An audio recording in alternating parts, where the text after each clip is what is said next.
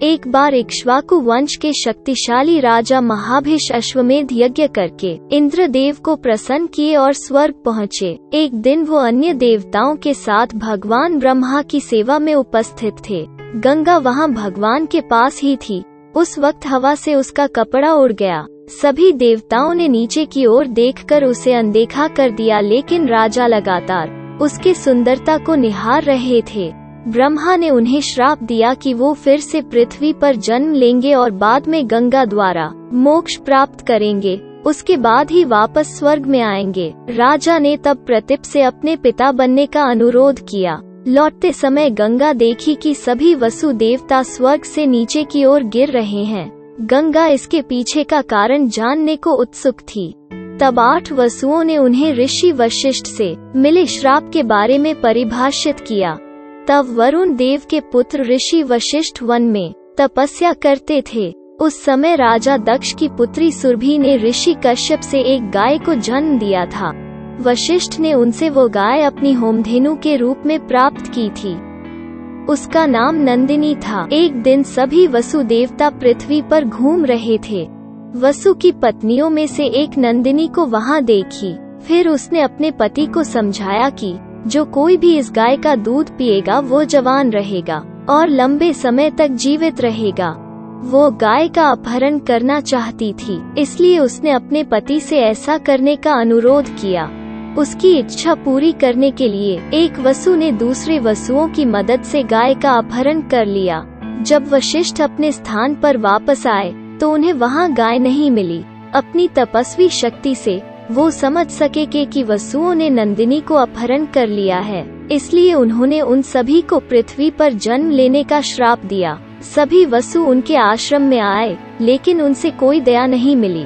वशिष्ठ ने उन्हें सूचित किया कि प्रत्येक वर्ष निधन के बाद सभी वसु श्राप से मुक्त हो जाएंगे। श्राप लंबे समय तक बना रहेगा। यह कहने के बाद वसुओं ने गंगा से अनुरोध किया कि जैसे ही वे उससे जन्म लेंगे उन्हें अपने पवित्र जल में डुबो दें। गंगा उन्हें यह कहकर उनके श्राप से मुक्त करने के लिए सहमत हो गई कि वो शांतनु से शादी करेंगी, जो राजा प्रतीप के पुत्र के रूप में पैदा होंगे। इसके अलावा उसने वसु से एक बच्चे के लिए कहा जो उसके और राजा शांतनु के पुत्र के रूप में रहेगा।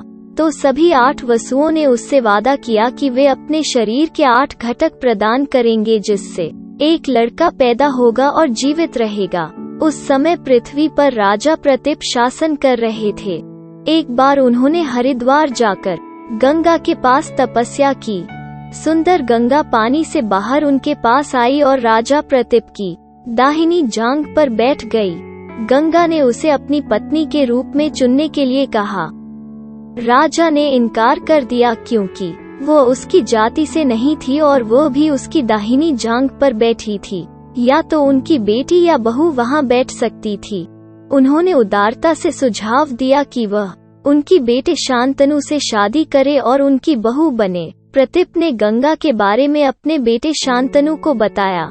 जब शांतनु शिकार पर गए तो एक दिन उन्हें वहां गंगा मिली। वो देवी लक्ष्मी के समान दिख रही थी। पराक्रमी राजा शांतनु को देखकर गंगा भी प्रसन्न हुई। शांतनु उसे अपनी पत्नी बनाना चाहते थे। गंगा ने राजा के श्राप और वचन को याद किया। वो प्रस्ताव पर सहमत हो गई, लेकिन उसने राजा से वादा किया कि आप मुझे कभी भी न रोके या मुझसे कठोर न बात करें। अगर मैंने कभी कुछ गलत किया तब भी नहीं, अन्यथा मैं आपको छोड़ दूंगी। राजा राजी हो गए और उससे शादी कर ली। एक एक करके गंगा ने अपने सभी 7 पुत्रों को डुबो दिया। वसु जो बाद में शाप और सांसारिक बंधन से मुक्त हो गए, उसके 8वें पुत्र को डुबोते समय राजा ने दुहक से रोक दिया और उससे अपने बच्चों के प्रति इतना कठोर होने का कारण पूछा। उसने राजा को श्रापों के बारे में समझाया और फिर परिस्थिति के अनुसार शांतनु को छोड़ दिया। बाद में गंगा का 8वां लड़का पराक्रमी निडर शक्तिशाली बन गया।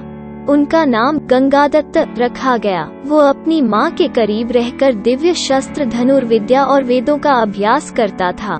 फिर गंगा ने वचनबद्ध राजा को पुत्र की याद दिलाई और उसे अपने हस्तिनापुर महल में ले जाने के लिए कहा। उन्हें देवव्रत के नाम से जाना जाता था। वो कोई और नहीं बल्कि भीष्म थे।